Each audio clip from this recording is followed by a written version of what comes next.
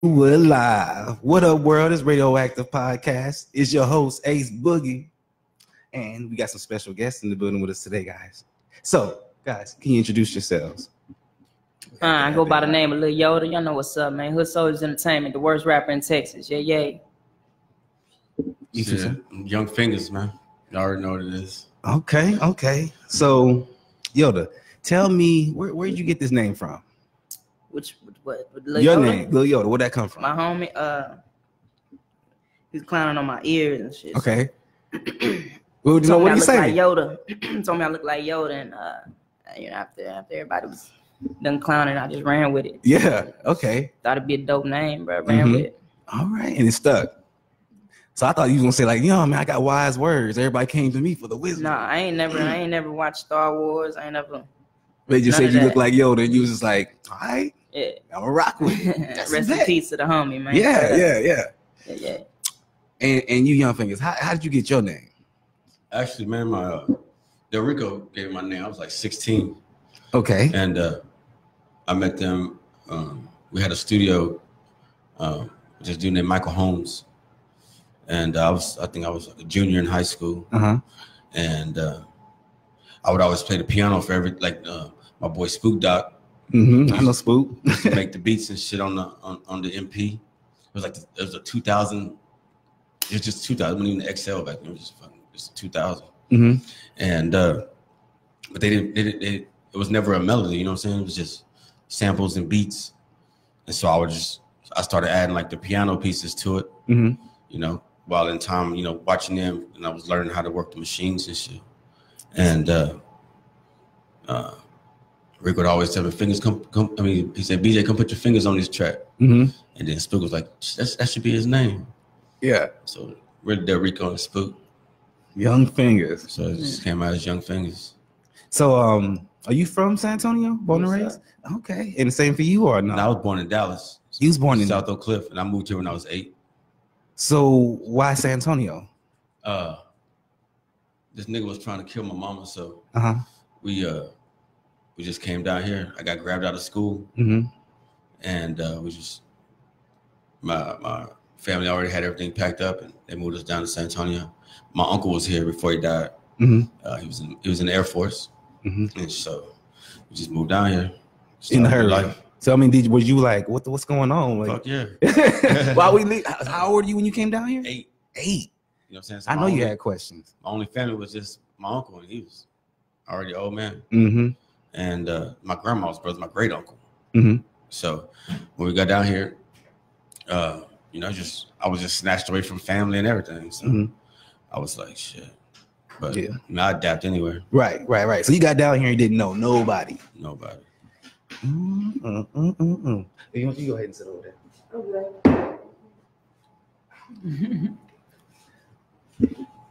All right. Anyway, so tell me, I see this free Kenneth Foster. What is that about? That is about my cousin, man. He was on death row for quite some time, man, and then his sentence got commuted and all that. So he's doing life, possibility of parole, just trying to spread awareness to his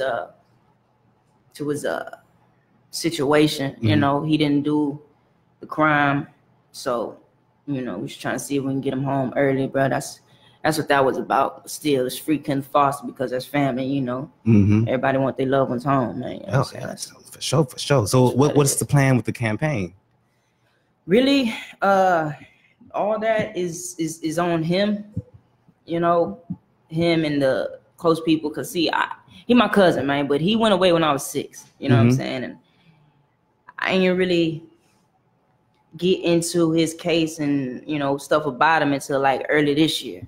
So time has been going on, you know what I'm saying? But still, he family. So I just feel like my part as an artist, you know what I'm saying? I can do what I can to help spread his, you know, awareness to what's going on locally. You know what I'm saying? But everybody else is reaching out to like politicians and, you know, people, activists who, you know, really got their hands in this type of stuff, man. And they they just gonna do what they do, bro. So is it just like taking off? Like you started it and it's just taking off on its own? It's working. Yeah. It's working. You know what I'm saying? Like the show we did, that's really for home. Mm-hmm. That stuff is that was for home. But they got all kinds of people involved with it, man. All kinds of people. And they just doing what they can. Not just for him, but for a lot of people, you know, serving time for wrongful reasons. You know right. So what's the end goal with this campaign? Get them out? Get them out and, you know, shed light on the story. Judicial system. You know what I'm saying? It's fucked up. Yeah, so for sure. That's the goal, man. Open some eyes and some ears. That's it. I heard that. So I was told you worked with Lil Flip. That correct? Explain to me more on that. It's probably like one of my, you know, first stepping stones. I used to my first clients in my second studio was Third Degree. So you know they was bringing a lot of features and shit onto the studios, like Paul Wall, Cam, Slim, Mike Jones. You know, that was always on all those records they was doing. So I was producing their music, and so Flip came down for a feature. So it was at the Urban City at Ingram, and Juan was playing them some tracks over the speakers in the store, and Hump was like, "Man, what's up? Like, what's your situation?" And I was like, "Shit, I'm just solo, man. Just learning this game, trying to, you know, figure it all out." I was young, and they brought me down to Corpus the next day, and then I think I was in Houston like a few days later for like 3 years. Word. And how was that experience like? It was like, it was cool. You know what I'm saying? I was in the studio working with David Banner and Red Spider and playing skills. We was all just making records. So did you feel like pressure from that? Did it make you feel like, oh, heart racing? Like, nah, these are big artists. Nah, they were.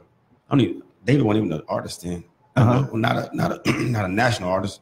I mean, he was always writing and shit. You know what I'm saying? But he was more focused then, just on production, getting his. He had a little more knowledge about the business. He's been in the game a little bit, so it was just, you know, just learning. I wanted to be able to learn all the big systems and shit. So I was in a lot of the big studios now. But you know, it was no pressure. I'm competitive, so that raises the pressure right there. I can keep up with anybody. I don't give a fuck. What about working with Busy Bone? How was that? You know, honestly, I was just, by this time in my career, man, I've worked with so many. I mean, don't get me wrong, they're like legends, but at the end of the day, they're just people. You know what I'm saying? And it was cool. You know, shared a lot of stories. Yeah. But it was just business.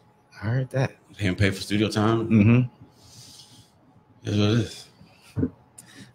So I seen you opened up for a lot of acts as well. Like I seen you on some flies with Ashanti and like who all have you opened up for? Shit, man. Ashanti, Lil Boosie, Bone Thugs, Bun B, shit, man, the list goes on, bro. Future, Wiz Khalifa. You know, I was in Mala Luna in 2017. That was a packed card, man. It had Khalid on it. I opened up for Snow the Product at the Aztec Theater. Shit, the list goes. Which was your favorite? My favorite? Ooh, I don't know. Bun B. Bun B was dope as hell. The best part about that was the advice he told me. You know what I'm saying? But the best show I think I had probably was Mala Luna. Mala Luna was probably the best one, man. Yeah. I ain't gonna so lie. what did the crowd look like at Mala Luna? Yeah, I was in the daytime, so like I think I performed like 2 people before Khalid did. So I can't put the number there, but it was a nice crowd, bro. It's a nice crowd. I go back and watch the videos frequently, bro, because that reaction they gave me, you know what I'm saying? It was too dope. How did you prepare? How'd I prepare? Yeah, that's a lot of people that you was about to be in front of. I was nervous as shit, man. I probably did 2 rehearsals, and then I just went with the flow. Mm-hmm. I just went with the flow, man. Kylie was back there to support me, you know, like, just go up there and knock that shit out, like, you know, do your thing, man. DJ City was there for support, you know, all my family was there. So I don't know. Once I hit the stage, it was a wrap. How'd you even get into that though? Like, how'd you even get connected, wrapped up in that? Shout out to Faye, man. Score More, man. Score More, Faye. Yeah. He came and watched me perform at the at Locos. Mm-hmm. And shit, a couple of days later, he asked me if I wanted to hop on the car, and I told him, yeah, ran with it. Damn, that's what's up. So it felt like it's a blessing that fell in your lap. I mean, that was a talent. Talent. And so work. Talent spoke for itself. You know, and work, because you know, prior to that, bro, I've been grinding, bro. Shows every week. Just what's up? It didn't matter. 5 people in the crowd, 30 people in the crowd. Let's go. I'm here. You know what I'm saying? Free throws. Yeah. Let's go. Shooting free throws. You know what I'm saying? Getting ready for game time. Eventually. So there's no like manual for this. Y'all gotta just off the you know what I'm saying? There's a manual. It was the ones before us. That's who we was watching. Taught us the game. Yeah. But I guess the experience is still different though, huh? In a way. Yeah. In a way. You know what I'm saying? Just you gotta grind though, bro. Cause talent will work. Talent is cool. Yeah. But if people don't see you out here, you know, using that talent for, you know, what you can use it for, then, you know, it's only so far you can get with that. Okay. So do you only produce or do you rap sometimes too, sing? Like what all? I'm a writer, so, you know, I sing the hooks. Writer. Every hook you heard that night, those are all me. Word. Yeah.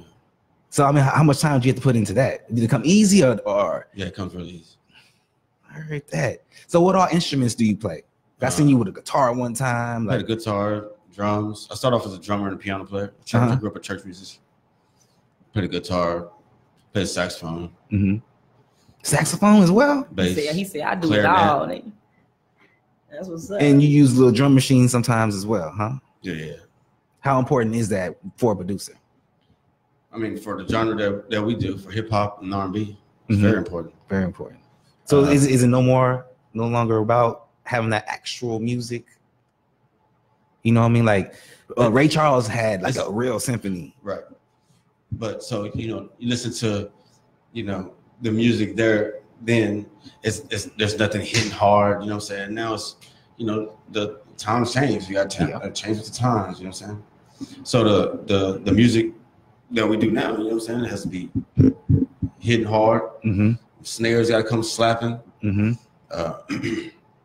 So you can't get all that out of an acoustic drum set. Mm-hmm. Like you still got to put drums on top of it. So, you know, it's just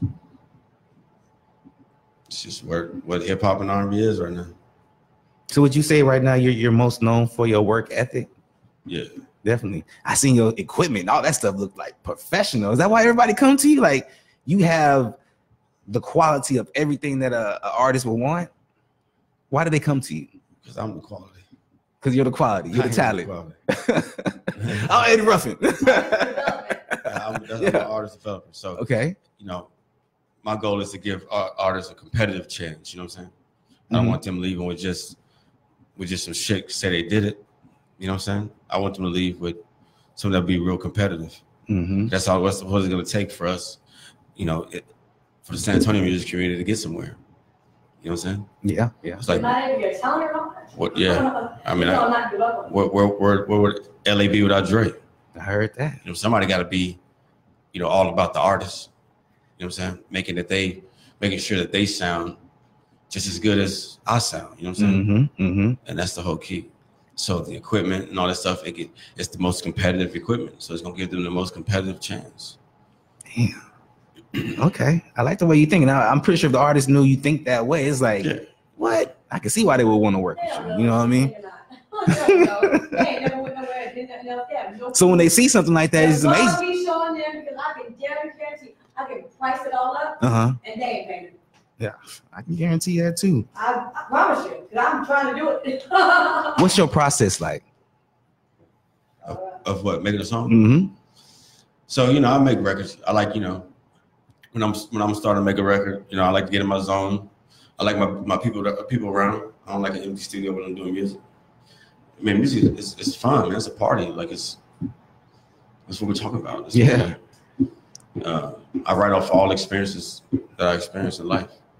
Even if it's a friend's story. They shared that experience with me on the phone, just my friends, you know what I'm saying?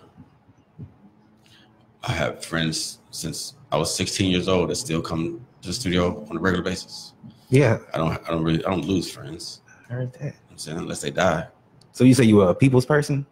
Oh, definitely. Well, what's often misconstrued about the industry that you can tell me? That, you know, people's egos. Yeah. That's the only thing that's misconstrued. The egos make it to where they feel like this should be something overnight. They you know, some of them come into the studio saying it's a privilege for me to work with them. Mm-hmm. But they ain't done shit. Say that shit, man. I say that. Say that. You get a lot of that, man. But I know how to work through all that. It doesn't. People's egos is normal. I've been working with rappers forever. I was with Flip. He had one of the fucking hugest egos ever. I think life slapped the shit out of his ego. You know what I'm saying? Yeah. I mean, beat the fuck out of his ego. That's what life did to him. Yeah. And so, you know, the egos don't bother me. You learn how to work with them. Yeah, shut up, man. Because you're gonna feel better about yourself when you leave the studio. You know what I'm saying? How involved are you? Into every single step. I heard like that.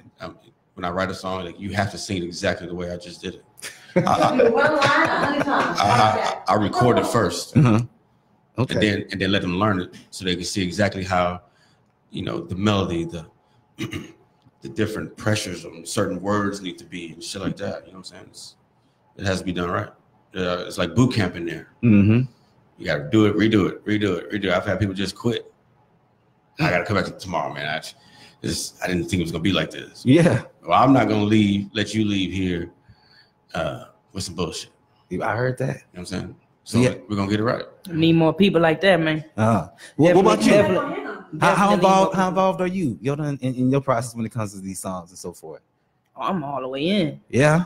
I'm all the way in, bro. Of course, it depends on what we're doing, man. I find myself in a lot of people's studios, working with a lot of artists on their stuff. You know what I'm saying? So I gotta be involved, bro. Cause are you like a ghostwriter sometimes too, or what? I wouldn't, not a ghostwriter per se. I'll go in there and help you though. Come up with the, you know, if you get stuck or something, like I might be like, hey, you can say this, or hey, you might be able to say that, or hey, make it do this. Who all have you had to help out a little bit? Just like, throw this in, it might work. Nah, I'm not gonna put nobody on, because we all a work in progress, man. You know, nobody's perfect, man. Some are better than others at doing this, but everybody's learning, man. And everybody's say the names. You say his name. I know they grown, but it's, you know. Have I mean, are you just as accepting? Would you accept help from them as well? Of course. Okay, right. So it's a give and take. Yeah. Like for an example, I be in the studio with Sosa, right? Shout out to the man Sosa, man. And a lot of me and him and Worldwide are working on the tape right now. And a lot of times when I get into the studio with Sosa, the beat will play or the beat will be being made, and he'll be already working on like the song, right? So I'll be like, fuck it, I'm gonna try to work on the song too. You know what I'm saying? Like shit, nigga. And I'll see a line, he'd be like, why don't you say it like this? And I'll be like, I say it like this. Or he'll say a line and be like, I'll be like, why don't you put it like this? And we done came up with a whole hook damn near together. So it wasn't really ghost written. It was just Collaboration. You know what I'm saying? So a lot of that goes on, man. A lot of that goes on in the studio, with the artist, the producer, the rapper, the producer, the singer, and producer. You know what I'm saying? So you got to be involved. Are you like one of those? Chemistry got to be on point. Well, that's for sure. Yeah, that's for sure. Would you say that you're like one of those picky rappers, picky artists? For instance, like my bro Aubrey, like, man, he be in the studio telling the producer, I want to sound like this and I want to do this. You know what I mean? Like, I know the producer's like, dude, go somewhere. You know what I'm saying? So are you like that? Sometimes, hell yeah. Yeah? Where does that come from? Why? Why are you like? Because you hear it. You hear it a certain way. If I go into the studio and you playing a beat or you playing our song and we just recorded and I'm like, I hear it this way, and you're like, I don't hear it that way, and I'm like, well, I do.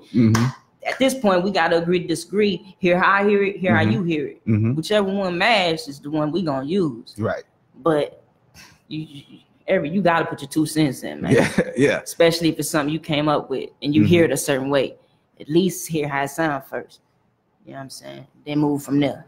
What's like 3 things you wish a producer would change? Would change? Yeah, like or wouldn't do that. Like something that producers do that you like. You know, because I know you work with quite a few of them. Yeah, you work with me. I don't know from every person like I done reached out to him 100 million times. Yeah, we'll like to talk about that. Yeah. Hold on, but, man. Yeah. It's gonna come a time, bro. And the time's gonna be perfect, bro. Hey, tell me everything. Something that they do. Yeah. It's like. Yeah. How could I be the producer, man? Your fingers is all in the camera. Just be the producer, bro. I'm not a producer, so I'm not gonna I can't tell you what you should do and what you shouldn't do, especially if it's your studio. But I could suggest that if you are the producer, be the producer. You know what I'm saying? Whether that's helping me with my sound, whether that's making the beat, whatever. Be the producer, man. You know what I'm saying? Right. So you expect them to be able to do their job. Pretty much is at the end of the day. You got one job, man. Maybe 2, maybe 3. You must not never came across a producer. But no, I've come across great producers. Yeah. All I'm saying is, he asked me, is there anything I would change if I tell the producer to change? Just be the producer. I want to kick the same question to you, but as far as an artist, what was something you want your artist to change? I know they got come to the studio telling me this is your style. You ain't got a style yet. When you're in development stage, there is no style. You just do records. Okay. You do good records. You know what I'm saying? Ain't no style yet. And come prepared. Don't come in my studio telling me to make a beat like this right here. Because all I'm gonna do is Google that guy, see if we can find his number, we're gonna call him. You know what I'm saying? I don't make music like people. You know what I'm saying? I'm not gonna remake somebody else's picture. It's not me. You know what I'm saying? I'm an organic producer. Like, you know what I'm saying? So it's gonna be in the moment type of thing. Yeah. It's just gonna be it's all me. It's not gonna be me mimicking somebody else. Just like a rapper shouldn't be mimicking some other rapper. You know what I'm saying? So that's like me telling a rapper, well, I need you to rap like T.I. You know what I'm saying? Right. Originality. Yeah. Be original. Don't be yourself. Be this other nigga. That shit pisses me off. Yeah, for sure. Like what? That's not. I think it's just downright rude. And come prepared. Yes, for sure. Artists, when you go to the studio, man, go to the studio prepared, bro. Real talk. That's crucial. So, out of all the verses that you've written, which one was your hardest verse? I don't know. I don't know. What favorite song? You say you go hard all the time. Yeah. I like the Big Amount verse. I like that one. But I don't have no favorites, fam. I don't have no favorites, man. Yeah. Maybe one day I will. Shit, right now. Everyone making most money, you like the best. You know what I'm saying? Yeah. Right now, though, I don't have a favorite. What about you? What about a favorite song or favorite, song that you produced? You know what I mean? Been some damn good ones. I like Real Niggas Don't Die. Yeah. Right. UDK. But I won't say it's my favorite. It's my most proud moment. You know what I'm saying? It was a actual goal that I was trying to achieve. Like right when I think I was just going into prison at that time. I wanted to make sure that track stuck. You know what I'm saying? It was just one of those goals. You know what I'm saying? We're from Texas. UGK's legends. You know what I'm saying? There's a lot of producers trying to make this album. A lot. So you see my name is right there in the midst with the biggest producers in the game. You know what I'm saying? So it was just, it was one of those things to just to like, let my confidence know, like, I told you you was just as good as the rest of these niggas. And so that's probably my most proudest track. But everything else, I don't fall in love with records. You know what I'm saying? So I just don't fall in love with them. Did you say you just don't fall in love with them? Nah. Why? Because I gotta move on to the next one. So it'd be hard to let go. Yeah. He fall in love every other day. Yeah. He love them all. If he didn't love them, he would have put them out. Yeah. He fall in So love, I love you said prison. Yeah. What? You mind talking about what happened? No. No. Say it again. What happened? I was on probation. I got caught in Austin selling dope. And so I got 10 years probation. And I got caught with a pistol at this club called Madison Avenue. And that's sent me to prison. So they caught you. How did they catch you with the pistol? Somebody was spending counterfeit money in the club. So the law just ran up in VIP sections and was like, let me check everybody's wallets. And so the law patted my ass. So I beat the charge. I beat the pistol charge here in Bear County. But in Travis County, at my revocation hearing, that's when the law came up there. Going back to that justice system that you was talking about, huh? God damn, I'm telling you, bro. Well, they didn't do me bad. Yeah. I mean. So you say you pretty much got what? It was fair. Right. It could have gone way worse. Yeah. I'm not gonna sit there and lie and like, oh, the fucking justice fucked me up. No, I fucked myself So up. how much time did you do? I did a year state jail.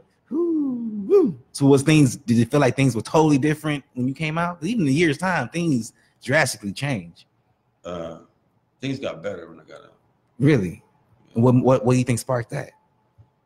His work before he went? Yeah. Yeah. So the UGK, I took care of all the UGK contracts and everything while I was in there. And so when I got out, my royalty checks and everything, they were just sitting there waiting for me. So I was able to, as soon as I got out, be in the studio and keep moving. Is it ever hard as a producer to connect with a song or an artist? Nah. Yeah? Nah. Even if the song isn't, some artists come in with records and, it's my job for them is to make them the best them, you know what I'm saying? Hell yeah. And so that's what I try to do. I've been doing this so long, dude. I know how to tell you suck while you and smile at the same time. Because I'm not gonna tell them that they suck. You know what I'm saying? That's not how I'm gonna come across. But obviously, it's something we need to change. You know what I'm saying? And so it's just a respect thing in the studio. You know what I'm saying? Like at the end of the day, that's the that's the role I chose. You know what I'm saying? I chose to work for the artists. Yeah. Coach. Yeah. I love developing artists. You know what I'm saying? I love to see that the growth, that smile when we're bouncing that track down. Yeah. Like, oh, nigga. They was excited in the party, in the listening party, bro. They were excited when their songs came on, bro. Yeah. They was genuinely excited. They was what? Okay. They just like it was just like it was a jam. They ran to the dance floor like. I've never had an artist that didn't. I mean, I feel like all senses work the same. You know what I'm saying? And so, your ears gonna hear the same thing. Like that's my gift that God gave me. Yeah. So, and I know I'm gonna give you my all. I'm gonna give you everything God gave me. And so, it's always gonna be a unanimous decision that this record is fire, or we wouldn't even be working on it. I heard that. You had a track, Yoda, called Trap Palace or Trap Place. Trap Palace. Trap Palace. Okay, now Trap Palace. You talked about people switching up on you. Yeah, shout out to the homie Minus. That's actually his song, man. He was featured. Yeah. Well, tell me about a time where someone switched up on you, man. You were like, damn, that's cold blooded. You know what I mean? I'm all too familiar with that shit, man. Well, I mean, tell me a time, man. Tell me good. Tell you a time. Yesterday. 1999. Man, I had a homie ask me to borrow something. Okay. I had a homie ask me if he could borrow something, and I was like, in my head, I was like, why would you even ask me for this? But at the same time, same token, I'm thinking, well, if I don't look out for you, something might happen. All right, fuck it. Yeah, I got you. Come through. Long story short, I never expected that back. You know what I'm saying? But you would think this is your homie. You know what I'm saying? I'm gonna go off your word. Fuck it. That's all we got right here. Right. Tell it. Don't hold back. Basically, man, what I let him hold, he told me he wasn't giving it back. He basically was like, this is mine now. You know what I'm saying? Yeah, you're not getting it back. You ain't gonna be nobody in life. You ain't gonna be nothing in life. All you do is this. All you do is that. Take care. And this was like my brother. What? This was like right hand man? My partner. Like my partner. You know what I'm saying? Like, yeah, like I know that hurt. Like I mean, it hurt, but I felt it before it happened. You know what I'm saying? Spidey sense. So when that feeling of me, like, I don't want to do this, then you go and do it anyway. And then, you know, the table turns. Of course, you get let down and disappointed, but at the same time, same token, bro, it's like my gut was kind of telling me. Yeah. You know what I'm saying? So what fucked me up most was like you couldn't go to nobody else for this. You know what I'm saying? Like, nobody. You came to me because you knew he gonna say yeah. Yeah. You know what I'm saying? So I mean, that's just one time. But what was the learning lesson? You know what I'm saying? What was the learning lesson from that? That valuable lesson.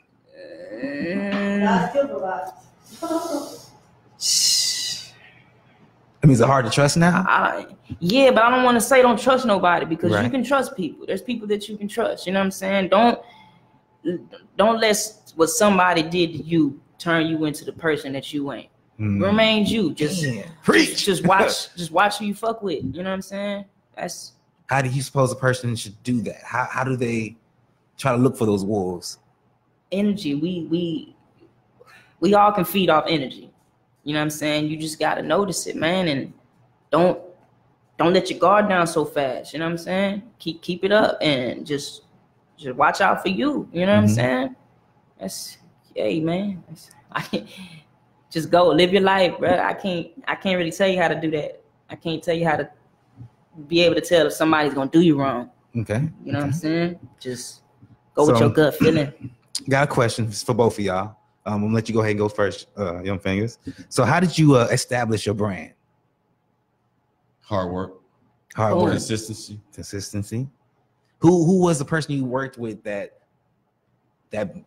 kind of put you on the map in a sense? Like, I don't want to say put you on the map, but it was a good stepping stone. The first stepping stone, matter of fact. Third Degree. And who was all part of Third Degree? It was LaKen, Lavola, Mark G, and Kali. Third Degree. Okay. And that was you say that was the first? Yeah, because they were moving the most units out of San Antonio, and then Juan, who's the owner of Third Degree, was, had the biggest urban store with all the artists that was coming. He moved so many mixtapes for all them Houston artists and Dallas artists and shit like that. I think he might have moved more than like Record Connection and all that shit. He was in the #1 grossing mall in San Antonio, was Ingram Park Mall. You know what I'm saying? So with the military, every Monday, the Air Force was graduating a new class. That's the mall for all the visitors that came in, all the families that came in to hear to come see their family members graduate and all that shit. They were always at the mall. So his music spread it like a disease. You know what I'm saying? It was they left San Antonio and just spread it. That's how I really established your brand. Started. It was just selling a lot of units, man. I heard that. So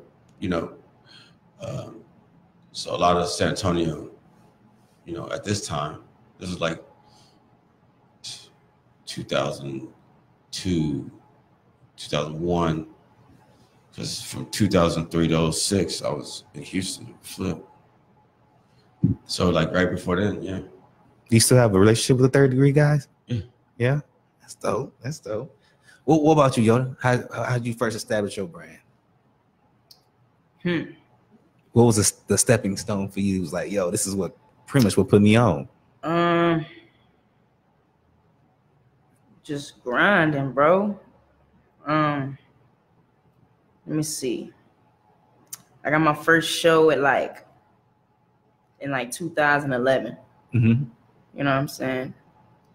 I just kept going to them little shows, bro. Just kept going.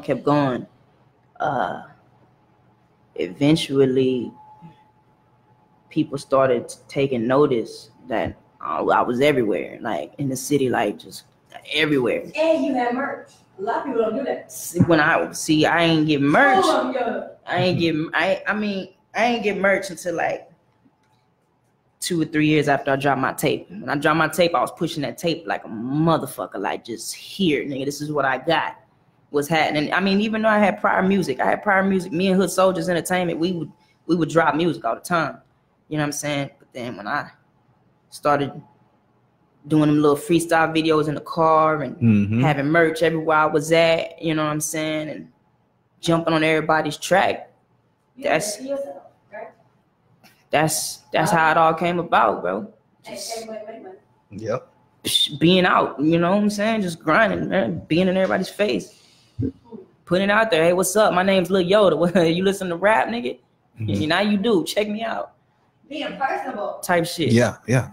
Life got to leave out there performing or being about it. Who are you? See, you got to get out there and meet. I'm network. shaking everybody's hand. What's up? Yeah. What's up?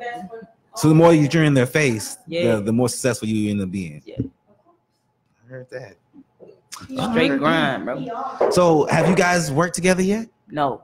He So- said that. He Uh-huh. said it. He said it. Don't trip though, fam. We gonna get it in, man. You made it happen, bro. So yeah, exactly. I'm trying to figure. So what is the disconnect in making it happen? Is it look time? There What is is nothing. it? There is. I don't think there's nothing. We just Right.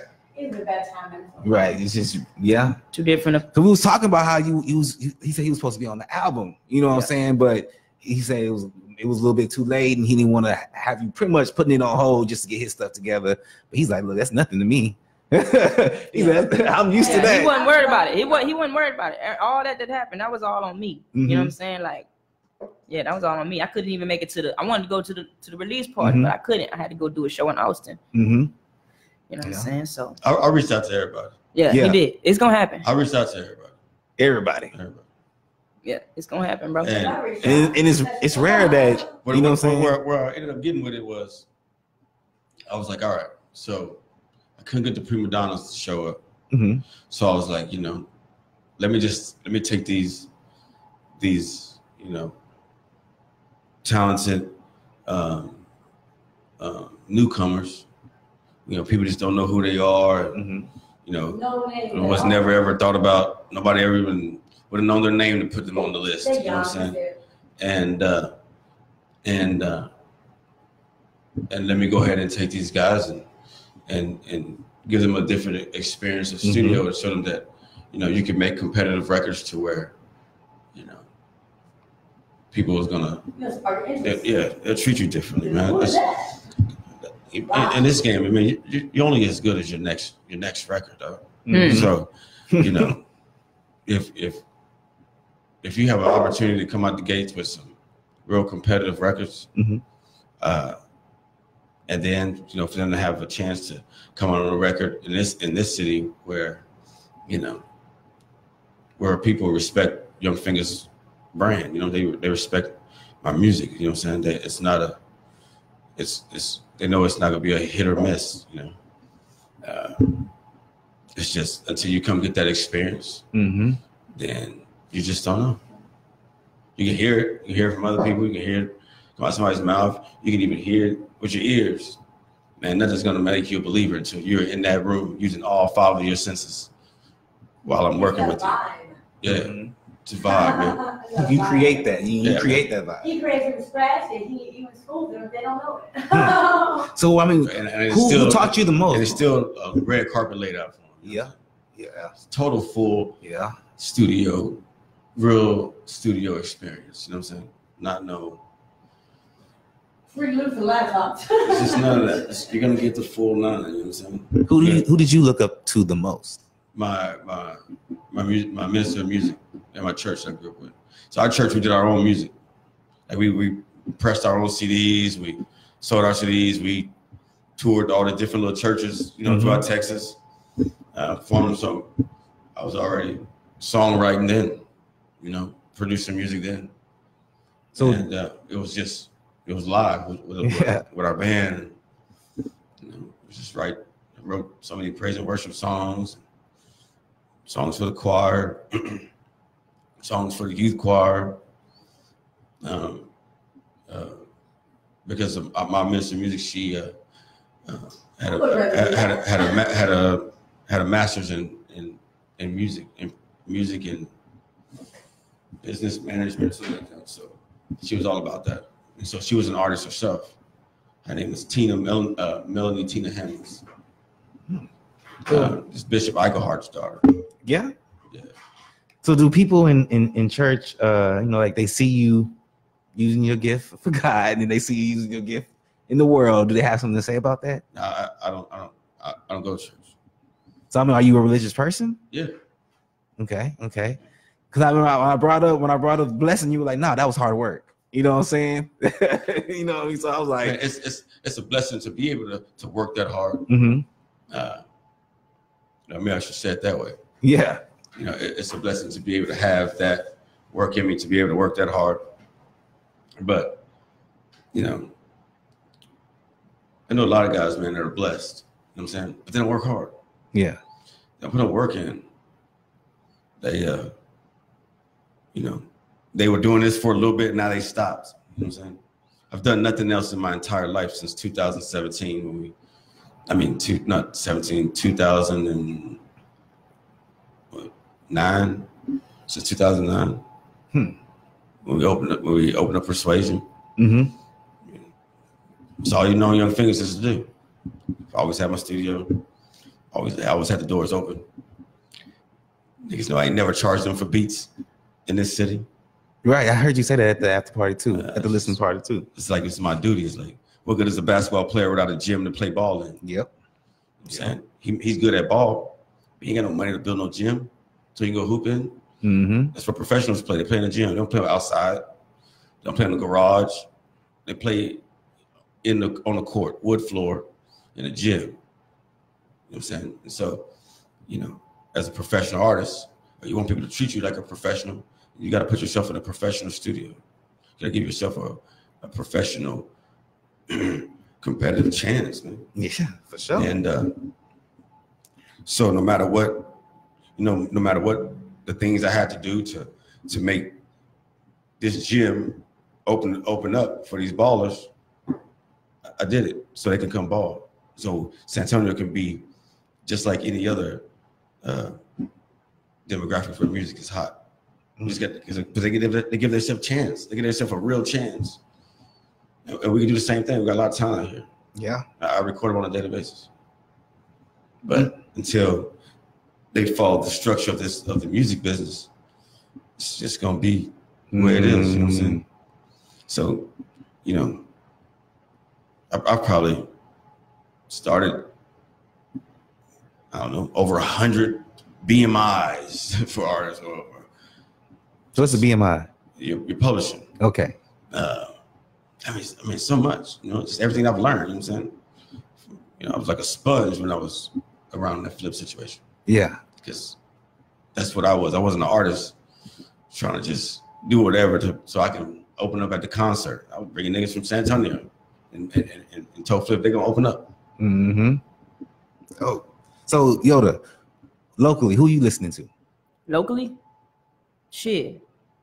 Yeah, shit. A lot of people, bro. Man. Top 5. Top 5. Mm-hmm. Okay. Top 5. Ooh, I don't have a top 5, man. Top 5, man. Dylan. Right. Nah, I listen to a lot of people, man. Let's see. Let's go down the list, man. Vision, Sosa, Worldwide, Kylie, Lord to the Game, Young Creek, KP the Prophet, Shooter, shit, man, my nigga Pro, Minus, Tiny Toon, man, who else, bro? The list goes on. Yeah, the list goes, bro. I've done features with countless amounts of artists here, bro. So, it's hard to pick your favorite. I don't have a favorite. Yeah. There is no favorite. I don't have a favorite. You know what I'm saying? San Antonio's so diverse, bro. Like, I don't know. It's just we sitting on a gold mine, bro. You know what I'm saying?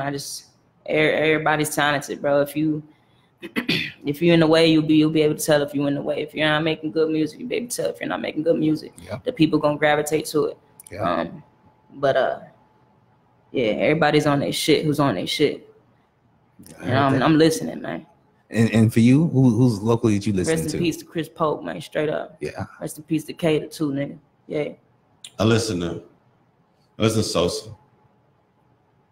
I like Worldwide. I listen to Worldwide. KP the Prophet did a listening session at my last studio, and I remember him from back in the day. But when I heard his music, Worldwide can bring that really, he can bring it out of you. You know what I'm saying? He's that good. You know what I'm saying? So I think after that listening session, after his listening party at the studio, it made me like him. You know what I'm saying? I listen to a lot of R&B music. There's this. I listen to Lil Sin. Shout out to Lil Sin, man. Hold up. That was just during my time, so I was looked up to. Gabe Low, Big Roddy. Nigga. Cheddar, one of my first freestyle battle at my studio. I did it. Yeah. When I opened up to the recording studio, I did a freestyle KG battle just so I could. I always had ambitions to have a label and shit, and so I wanted to see who was good. And whoever won the freestyle battle got to record a demo for free. Oh. So Cheddar won. What's up? We need that type of stuff today. Like, that's dope. That creates some healthy competition too. I like the fact that it's like you was doing a compilation of all the different artists in San Antonio. Yeah. I like that. That's the type of shit I think that's gonna bring us together. You know what I'm saying? But I want to ask y'all, what do y'all think the disconnect is between the people and the artists here in San Antonio, like compared to like Houston? Jealous. Yeah, but you think that's I'm talking about the artists and the people though. Like, brother. Is jealousy there too? But they're not rappers. They're not. To me, it's like this. You know who all the hoopers is in the gym, mm-hmm. And when it's time, you got to pick your squad. You know what I'm saying? And you don't pick the good niggas, and you pick these sorry ass motherfuckers to come play ball with you. You know you're gonna lose, right? But it's like they got so much fucking jealousy to it. We're just not gonna tell that nigga, you dope. Come on, come roll with me. That's just it. So it's pride. Man, I see it all the fucking time, man. Yeah. I hear artists. I see artists who hang with artists. Mm-hmm. They come to the studio, shit talk to fucking dog shit out the same fucking artist. I just seen you take a picture with it, nigga. Real talk. And I call it out. Yeah. Real talk. Yeah. That's just Fyngas. Motherfucker know I'm gonna call that shit out. Real talk. On a regular basis. Damn. But that's just how it is, man. See, the artists, from their standpoint, it's different. Yeah. Mm-hmm. They just get the fucking ass kisses, just. They get a lot of phony fucking shit in front of their face. A lot. I'm not gonna say all, but a lot. You ain't lying. But the reason why it is that way is it's just jealousy, man. Like somebody's feeling like they're gonna take your spot. Mm-hmm. And we all fighting to get to that. Yeah. And we all fighting to open that door right there. Yeah. And it really don't gotta be like that. It ain't gotta be like that. If all 5 of these top artists you ask, you know, each of us, if those 5 artists say, look, let's all do the same exact thing the right way. Let's practice perfect. And that's what's gonna make perfect. Yeah. Practice don't make perfect. Because they be practicing bullshit. And they're great at bullshit. Right. But if you practice perfect, then you're gonna be fucking perfect. So what's the disconnect between the people and the artists and the music? It's like, I don't know. I can tell you what I think it is. I think it's the impression, the person. For instance, Trey did the Trey Day. You know what I'm saying? He grabbed the people's hearts right first, and then they gravitated to the music because he grabbed their hearts. And I think that's what we're missing when it comes to the artists and the people. Y'all not grabbing the hearts per se. You know what I mean? Y'all just like listen to my music. Yeah. That's it. And that's why I like to mean? be. That's why I like to be on more on a personal level with the people who was buying my music or listening to my music. You know, every time you had to get something from me, we had to meet up for it. Like we had to link up for it. If I was giving out tickets or if I was giving out whatever it was I was giving out, like we had to link up for it. Right, because you want to meet the person. But you know, I think it's a little bit more than that. I think it's definitely more than that. I think that if y'all would do something like, say y'all created your own little carnival, rodeo, whatever y'all want to call it. You know what I'm saying? It's something that has nothing to do with music. And just say y'all somehow y'all came together and y'all figured out, okay, well, this person owns this bouncy house, this person owns this ride, and y'all just came together, found a spot, and everybody can come and do that shit. You know what I'm saying? The point is, while that's going on, y'all could be on stage performing. You know what I mean? Like, man, they did that. The Taste Fest. That's what the Taste Fest was. The Taste Fest. The Taste Fest was rides. It was community. It was. More than that, they needed consistency with that. They was raising awareness for stuff. They, you know, it was all ages, and of course they had music, but nobody went. I didn't know nothing about this. Nobody went. You know what I'm saying? When I pulled up to, you know, holler at DJ 750, giving my music, boom, nobody was there, and the park and the whole event had been running already for like 5 hours, 6 hours. Why? Why do you think nobody was there though?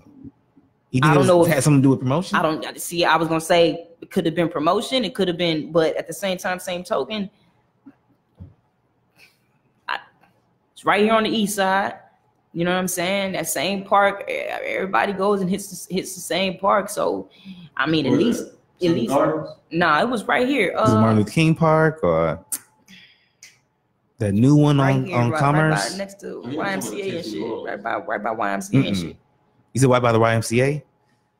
Is it Nebraska? That's New Braunfels in Iowa. I forget that park called. I forget the name. Is the park right there? Child Fair Park, some shit like that. Child Fair Park, some shit. It was right there. It was right in the mix. You know what I'm saying? And nobody was there, so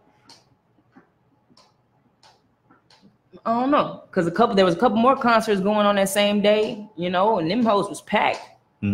So it could have been that. It could have been. So I don't know. It's kind of lopsided. It's kind of lopsided because there's some events that people are gonna go through. There's artists here that people love supporting. You know what I'm saying?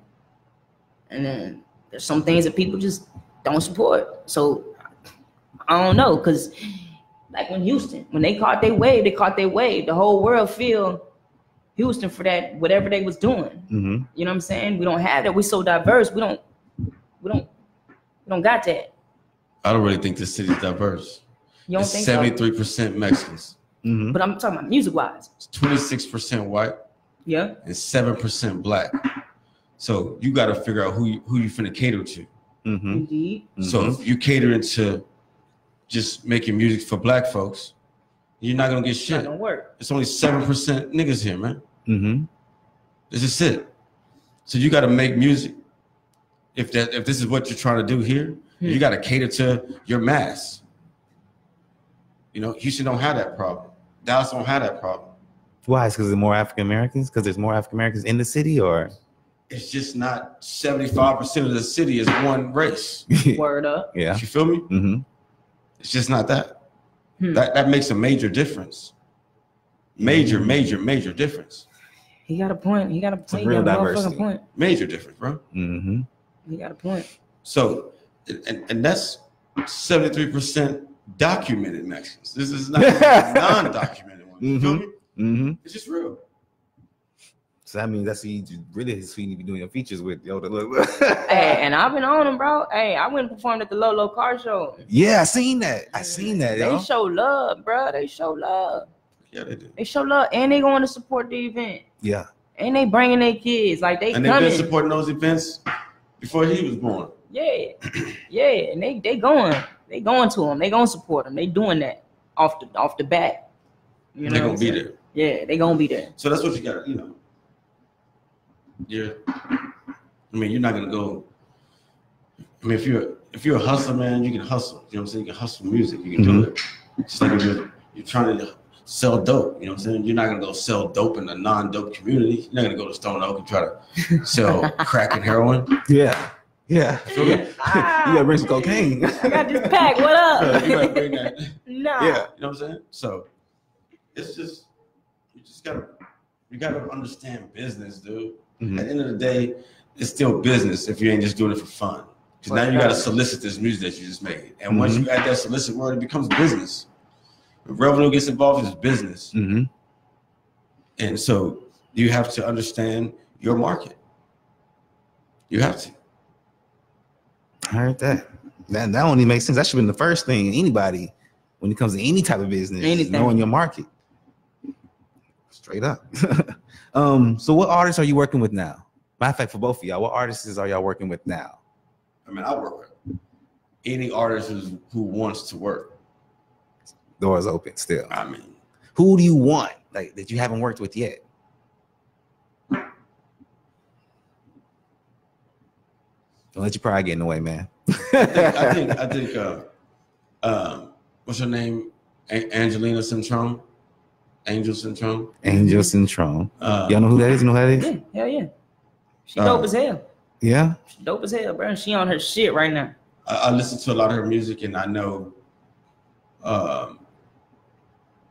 what we can do to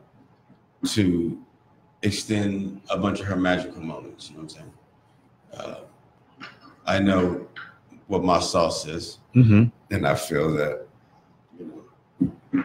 we can really make some dope music. I've reached out to them, but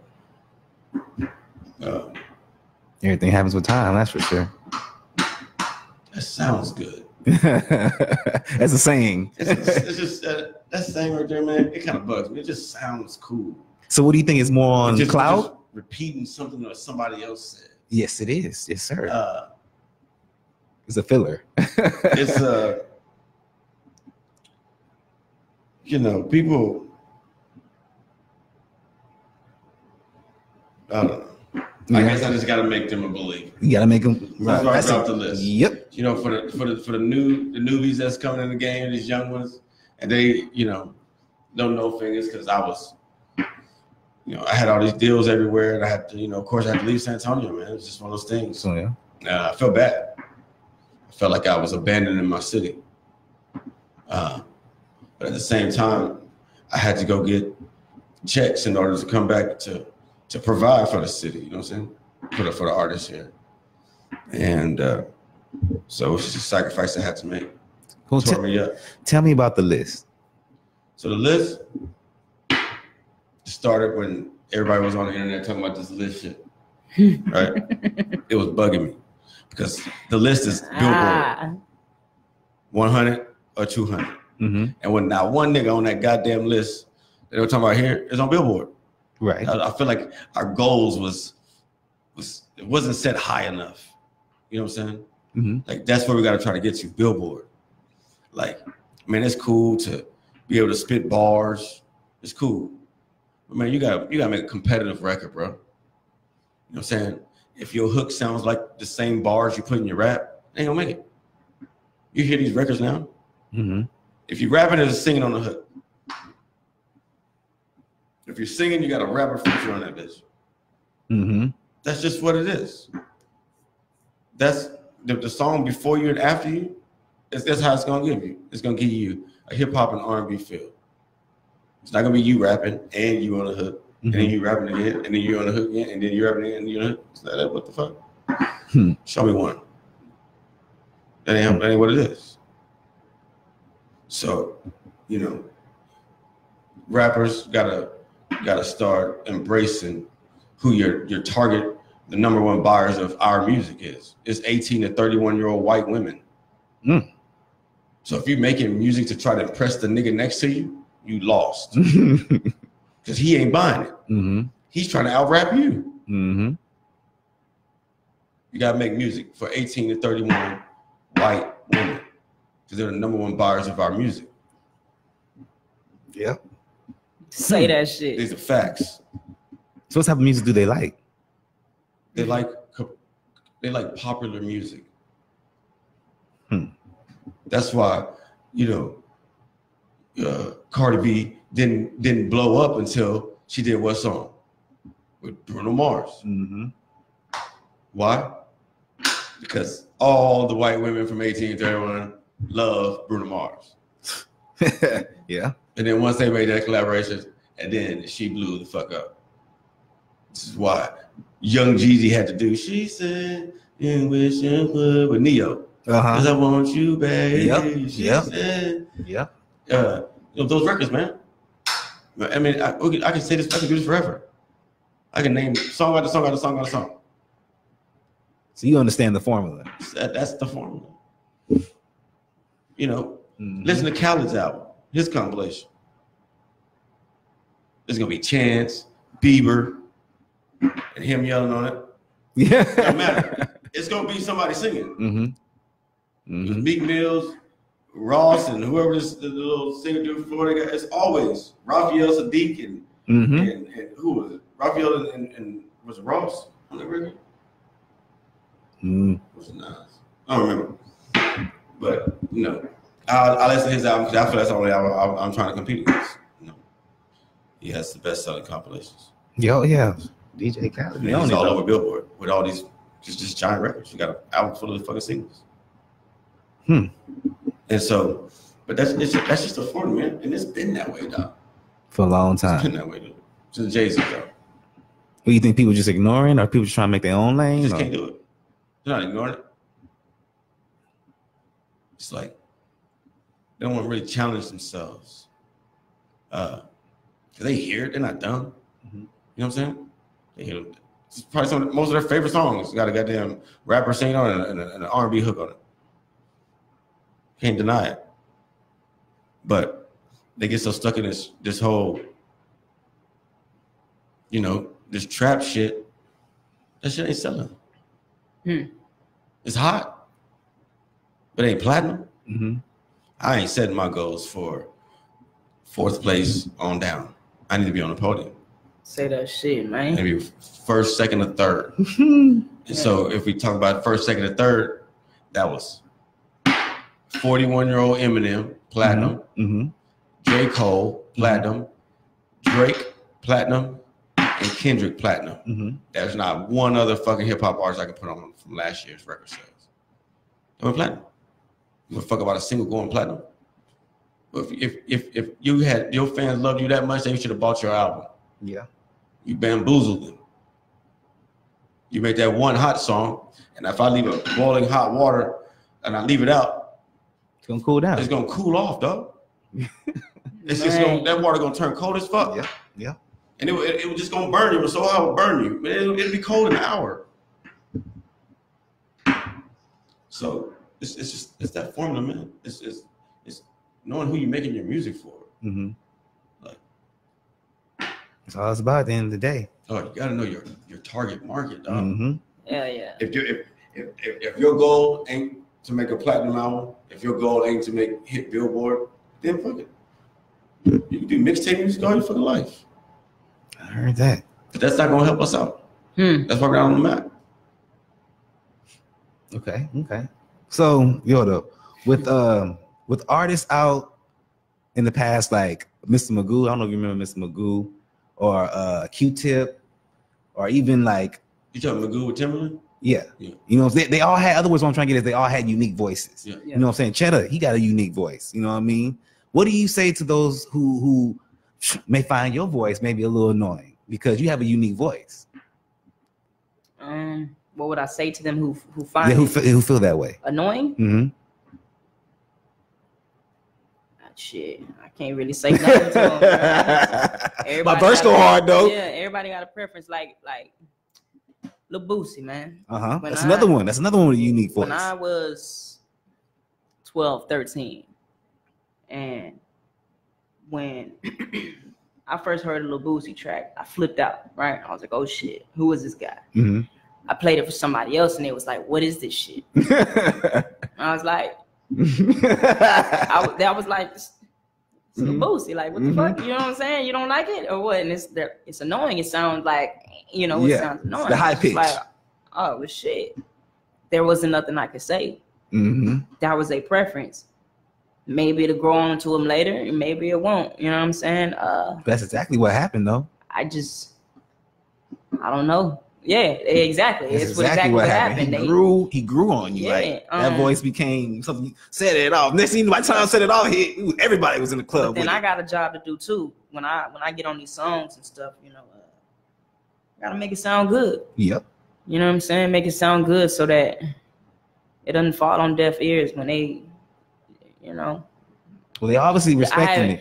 I haven't heard nobody tell me my voice was annoying. The most I got was I either sound like Lil Boosie or I sound like a girl. That's How did that make you feel? It is what it is. As long as you like it. A lot of times when I pull up to the drive-through, they be like, "Okay, man, anything else you want?" And I be like, "What the fuck?" I'm a whole nigga out here, right? Yeah. I can't. There's nothing I can do about that. You know what I'm saying? I just go with it. Right. Whatever. Right. I mean, if you're a fan, you gonna jump on board. If you ain't, you ain't. You ain't. That's real. It'll grow on to you. Yeah. It'll grow on to you. You know what I'm saying? I like the way he answered that. That was good. Can't trap nobody around this boy. He did that. Yeah, bro. My man, you a golf player. Yeah. Now golf is boring as shit, but why is it interesting to you though? Golf seems peaceful. It seems peaceful. It do, especially like golf makes you challenge yourself. If you're a competitive person, like there's no one to blame if you didn't win. It's all on you. You know what I'm saying? I'm an athlete, so at 37, I'm not trying to run up and down basketball courts and play flag football and shit. But I still want to pick up a trophy. That's just what I'm a winner. Always was first place in whatever I did. And so it was another sport that was challenging that I wanted to win. And so, like any athlete understands, in order to win, you gotta put that time in, you gotta put that work in. I write most of my songs on the golf course. Really? So what does it bring you? Like some type of feng shui, like some type of peace or what? Just fucking 5 hours. Really? You're out there for 5 hours playing 18 holes, 4.5 hours. That don't sound fun though. How's that fun? Exactly. That's what I'm saying. You go fishing, you don't go fish for 2 hours and leave. Right. You go fish for 5, 8 hours. Yeah.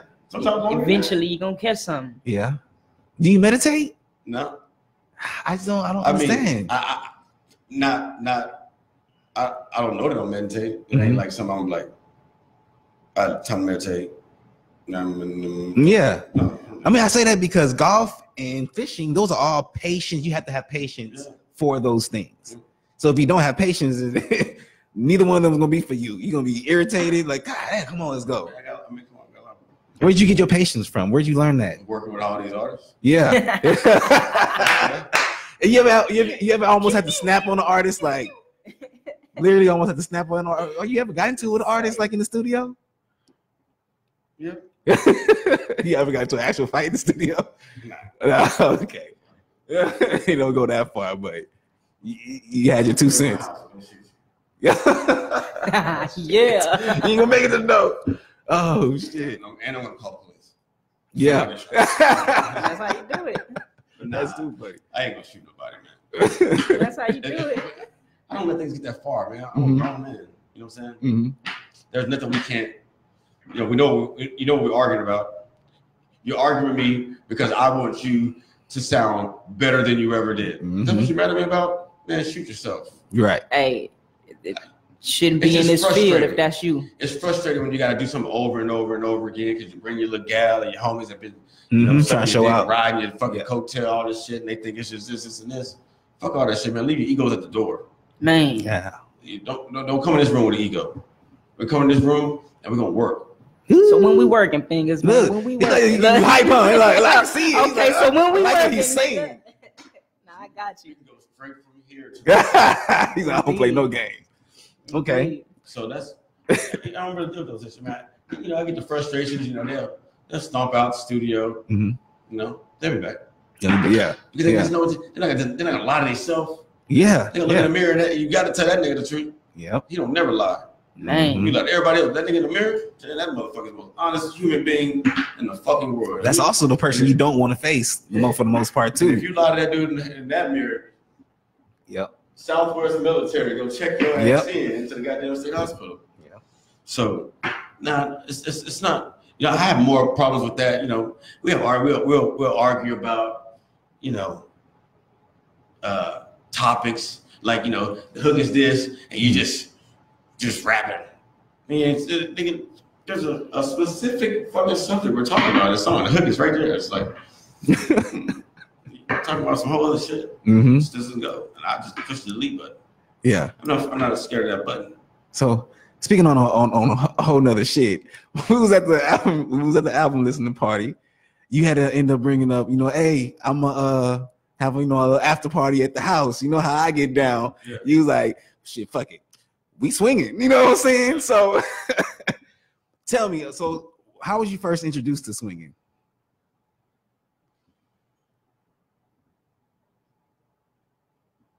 At Rap City Street Studios. At the studio? What happened? So it made, like, I've always been, you know, an open-minded person as far as my sexuality and shit. I mean, I always lived with multiple women. I really didn't live life like my neighbors and shit. I was just, some people call it a wild boy. It was just, that's just what I wanted. So did somebody else introduce it to you, or how did it come about? It was just like, I was there in the moment, and I had a little homie with me, little chick with me, and everybody had chicks and shit, and we just wild out in the studio, and it turned to a swingers party. In the studio. And I was like, shit, I'm with this life. Yeah. I'm with the shits. And so how do you work out the kinks as far as jealousy goes and so forth? I learned all that from the artists. Yeah? Really? So you learn how to control all emotions when dealing with artists. Wow. What's the most emotional artist, bro? Yeah, artists are emotional. Yeah. They taught me more than I've ever taught them. Would you ever do polygamy? Would you ever do polygamy? Would you ever swing, or are you like, nah, just me and my girl, that's it? Nah, I'm just me, bro. I don't know. I've never been introduced to it. Would you do it though? Would you do it? Would you be into it? He's, I don't know. I would know when it happened. You don't want my partner. Yeah, look. He's like, come on, let me show you something. What it's like over here. Give me some weed, nigga. Give me some weed. I'll be good over here with a beat and some herbs. I mean, I feel you. I've had, you know, of course, most rappers is mostly, you know, they talk about all that type of shit right there, right? But when it come down to it, man, but they see they gal. Somebody. No. They can't handle it. It's one thing to say it. Yeah. Man, but to see that shit, nigga. It's totally different. So have you had somebody like, hold on. You doing it too good. You doing it too good. Get up out of there. I snatched the bitch by her hair. Oh, no. She having a great time eating pussy, sucking dick. And he just this nigga. And this nigga over here crying like a mother. No. Man, I've seen it all, man. That's too funny, man. Like it needs like that sometimes. That's why you gotta, you know, it's not something you really want to try to persuade somebody to do. You know? Right. Yeah. Like, you don't want to persuade them to do it. It's just It needs to be something that if they with the shits, they with it. If they not, then they not. You know what I'm saying? That's what makes things hard. But man, I just don't. I can't live my life lying to myself. Like, this is what I want. Give myself what I want. I like that. I'm like, gonna live my life. Bro, that's my bitch, bro. Yeah, look. Get off my bitch, bro. If she was yours, you tell me to get off her. Hello. Get off my bitch. You know what I'm saying? But you know, in the swingers world, doesn't necessarily mean she's not yours. It just Doing means too much, nigga. I allowed. It just means she's with the shits. She's with the shits. Yeah. She's with the shits at the end of the day. So if she's with the shits, then yeah, it works. But she ain't with the shits. She don't need to be here. What's the most women you've been with in one night, like in one session? Like, I mean, I go to swim clubs, so I mean, like Colette and Austin, man, you 3, 4. You go as long as you're Johnson, I'll let you go. I understand. Okay, but I'm saying how many women, like, at one time, like, can you think of the most women you had at one time? 3. 3? Do you think that was too much? You think you could have added one more? No, it's too much. Why was it too much? What made it? He said, hold on, Rich, wait. Hold on. I mean, I think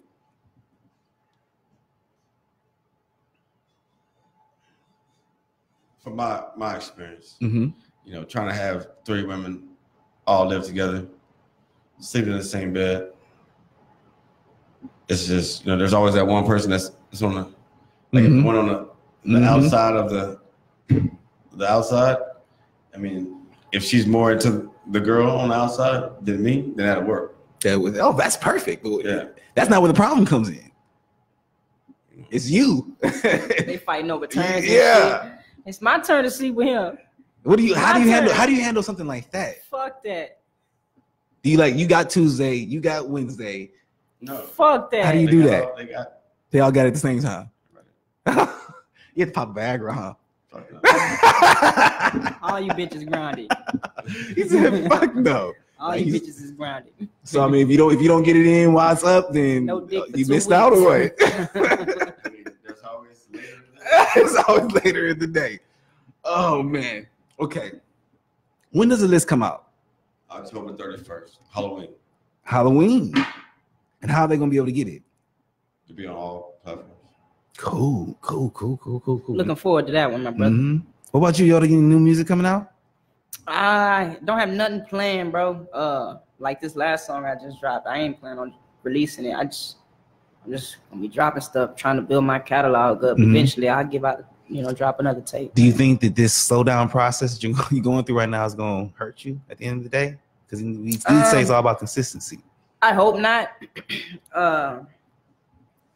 I think I've solidified a nice little foundation here. I just got to keep going and get further, like make more moves out of San Antonio. Yeah. Of course, the progress will help, but I don't think it'll hurt if I move fast enough. Yeah, stay relevant. I don't think it'll hurt. I heard that. Anything you guys want to talk about that I may have missed or? Shit. Look me up on YouTube, man. Subscribe. Yes, sir. Yeah, what is your social media? I'm on Facebook, Yoda Moore, Instagram, Lil Yoda, all that. I'm on all the streaming platforms. Just look up Lil Yoda. Make sure you type it with 2 A's, bro, and it's gonna pop up. And you, sir? I want the artists to treat their music like they treat their feet. Their feet? Their feet. They all got the dopest shoes on. Okay, that's what you mean. Okay. They spend more money on shoes than I think they spend in the studio, dude. Like I see it all the time. If they treated their music the same way they treated their shoes, they'll win. That's it. It's plain and simple. They don't accept bullshit ass shoes. Don't accept no bullshit ass music. So if a person came to you with some raggedy shoes, you like, I could fuck go back to what you was talking about with Magoo and these voices and shit like that. Man, Magoo was Magoo because he had fucking the most competitive producer behind him. You feel me? I need artists to start understanding how these songs come about. Start reading credits so they can understand that it's not a one-man show. These competitive records is written by 5 motherfuckers. It's a room full of niggas if you read them credits of these songs. Real talk. How do you make sure everybody gets their credit? Split sheets. The what? Split sheets. What is that? What's split sheet? A split sheet. It has a different slot for every songwriter that was on it. They put their BMI or ASCAP, whatever their posting number is. We all collectively come up with a percentage. So the hook is always going to be, you know, pretty much 50% of the 100 for the writing. And so on. You break it down. Like, so this, like he said, like me and Sosa, we'll add this. So him and Sosa wrote a hook. Then 25 and 25 for the hook. It's gonna be them two. Wouldn't that cause more problems too? Like in a way? No, sir. It don't. No, sir. I mean, because say you wrote the hook and I'm the one who came to you with the song or the concept of the song. We gotta come to that. We gotta come to that agreement. We gotta come to that agreement. Yeah. I wrote the hook. We could do the song all day, but we don't come to an agreement. Then we just can't put it out. Fucking scratch it. Scratch. He made the book. I've scratched he made 4 the albums. beat. I made the hook. This nigga wrote the verse. That nigga wrote a verse. Split that shit up 4 With ways. the person who made the hook is gonna make the most. For making the beat. Yeah. Yeah. And for the other 50, he's gonna be 25% for writing the hook. And these two gonna split the rest of the 25%. That's how that go. There's only 2 ways to get paid on music that's sold. Somebody said you kind of remind them of Smokey from Friday. You ever heard that before? What? Somebody said you kind of remind them of Smokey from Friday. Same time, man. Yeah, nigga. That wasn't even from Friday. It was Chris Tucker though. Yeah. All right. Anything else though? Anything else? Who's the most trash artist in the city? Why,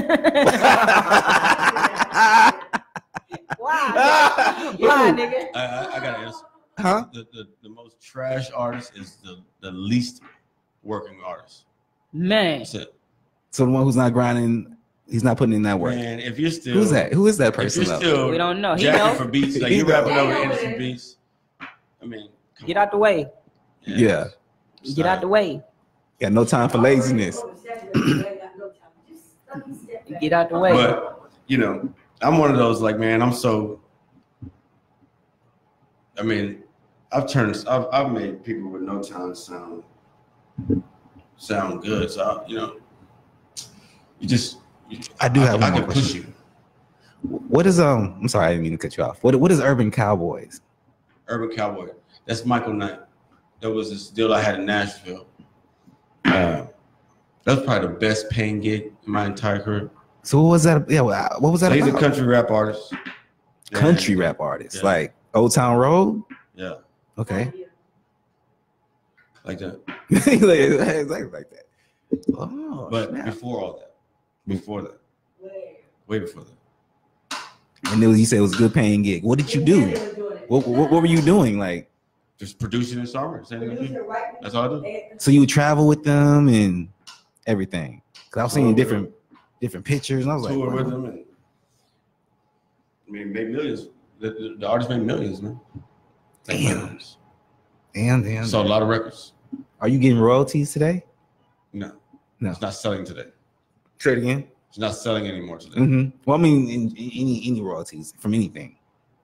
No. Nothing that I was involved in on with the majors. Those artists aren't selling anymore. I mean, the only now if true niggas don't die get put on a soundtrack or something from Flip's whack ass get put on a soundtrack. What's up with you and Lil Flip, bro? I'm an honest person, man. It's something happened between I'm an y'all. honest person, man.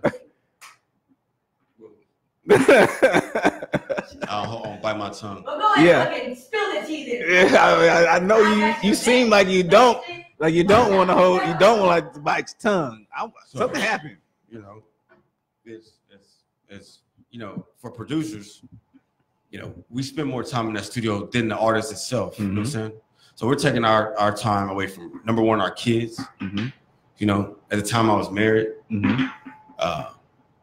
know, and I was still trying to do my production company, you know, with the artists that I was fucking with. And when you do all that and you take all that time and then and you don't pay for things, you don't pay your bills to the people who work. When it starts getting to that point, it's like a job will lay you off before they can't pay you, right? That's how professionals do it. So when he lost his deal and he no longer could pay his employees, then let him go. He rode y'all till he couldn't ride y'all no more. Just lies after lies. But in this game, we all have a loyalty to who we work with. It's not like when you know the game, you know it. So it's like, all right, we can pick this back up. You know what I'm saying? We can get over this little hump. You know what I'm saying? And based off what's been told to us. You know what I'm saying? So if it was just he just fell off, dude, and he didn't handle it the right way. And so we, as the production team, we start coming out of pocket to help keep things alive. You know what I'm saying? Would you work with him again? Would you work with him again? Never. No, I learned from my mistakes, bro. No, he said never. Never. Even for some good money, though?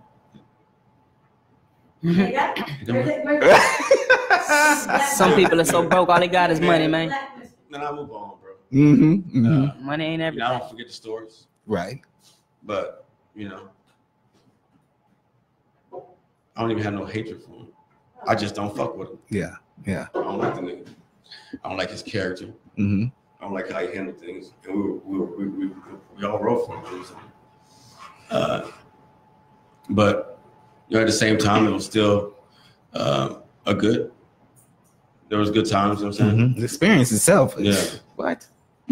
But yeah, it was just he was weird to me. Good times. All right, one more time, y'all. Sure ain't nothing else y'all want to talk about? No shows coming up, nothing the coming list up. Is dropping October 31st. October on all platforms. October 31st. Even in JK if you in TDC. So new music on SoundCloud.com, man. SoundCloud.com/LilYoda_. Yeah, so all platforms they can find you as well. Jam that shit. Yes, sir. What's your favorite song again? What's the song they should go to? Like they looking you up now. What song should they right now? They looking you up now. What song you want to direct them to? In the Zone. In the Zone. Yes, sir. Y'all check out In the Zone, man. What about you, Young Fyngas? What song do you want to direct them to? Rock Right Now and Dead Body. Rock. Okay. Dead Body. All right. Yeah. Okay. That's a bet. It's radioactive, y'all. Peace.